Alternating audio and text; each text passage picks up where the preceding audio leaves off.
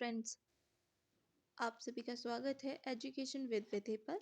आज हम BEd first एक क्लास टीचर एंड टीचिंग वाली करेंगे और इसमें आज हम टॉपिक करने वाले हैं। आपका इम्पोर्टेंट क्वेश्चन होने वाला है, एडगर डेल के अनुभव त्रिकोण से आप क्या समझते हैं, इसके महत्व की संक्षिप्त विवेचना कीजिए। ठीक है, इस तरीके से अथवा करके आपको पूछा जा सकता है।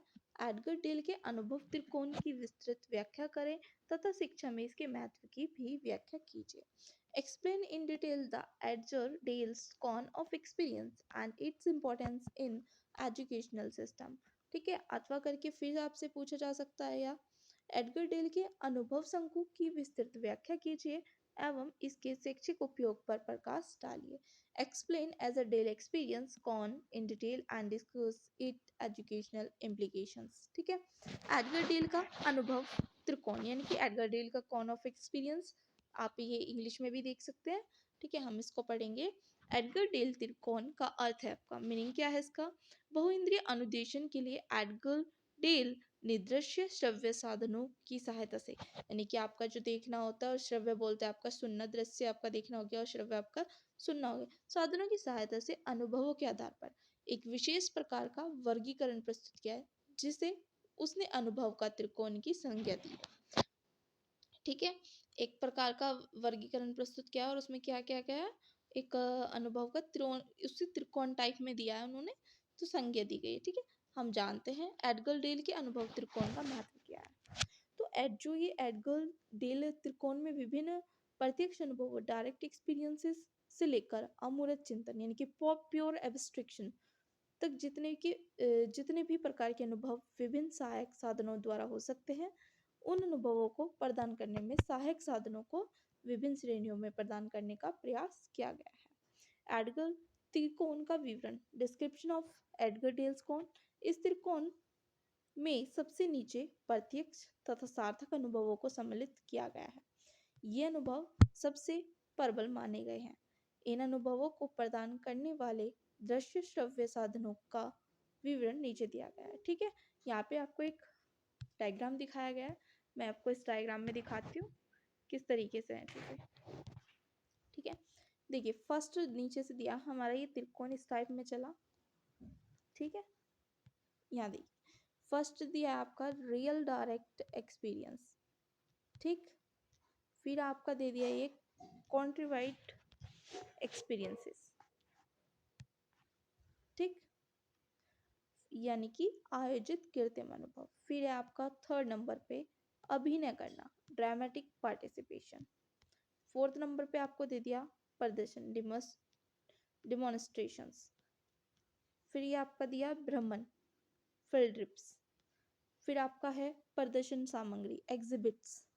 फिर है आपका चलचित्र होते हैं, मतलब मोशन पिक्चर्स।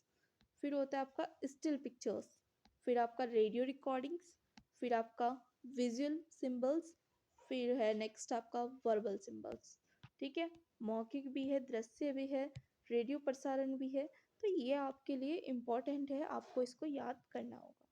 ठीक है, अभी आपके पास बहुत ज़्यादा टाइम है, आपके एग्ज़ाम फॉर्म आ चुके हैं, मैंने अभी वीडियो भी बनाया था और आपके मई में एग्ज़ाम्स होंगे, डेट शीट आ जाएगी तो मैं आपको इन्फॉर्म कर दूँगी। यदि हम इस चित्र को ध्यान से देखें तो बाईं ओर एक लंबी रेखा द्वारा ऊपर से नीचे की ओर घटता हुआ प्रभाव दिखाई पड़ता है। दूसरे शब्दों में मौखिक शब्दों का प्रभाव सबसे कम है तथा प्रत्यक्ष साधनों का सबसे अधिक। कोण, त्रिकोण की नोक अथवा सिरा अथवा अर्घ भाग मौखिक संप्रेषण को प्रदर्शित करता है। यदि हम कोण के सिरे की ओर जाएं तो अनुभव प्रभावी होता जाता है। मौखिक संकेतों की अपेक्षा वास्तविक प्रत्यक्ष अनुभव बहुत प्रभावशाली होते हैं। पहले वर्ग में 4 शैक्षिक तकनीकी साधन आते हैं। ठीक है, आपको मैं दिखाती हूँ, यह भी आपने देखा।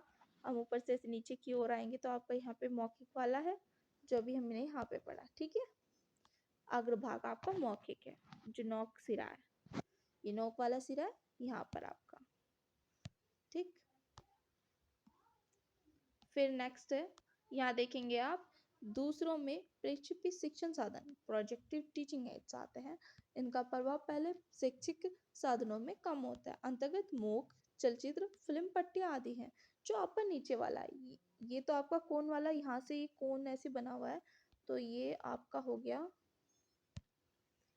ये जैसे आपका कोन इस तरीके से बना हुआ है, ये आपका सारा मौखिक है ऊपर वाला हिस्सा, और ये नीचे जो आ रहा है आपका ये प्रोजेक्टिव, यानी कि चलचित्र होता है आपका, जैसे कि किसी प्रेजेंटेशन के द्वारा दिखाना, मतलब कुछ भी इस तरीके से चलचित्र हो गया, फिल्म हो गया, पट्टियाँ आदि, तो ये नीचे वाला हिस्सा आपका उसको दिखाता है, ठीक है।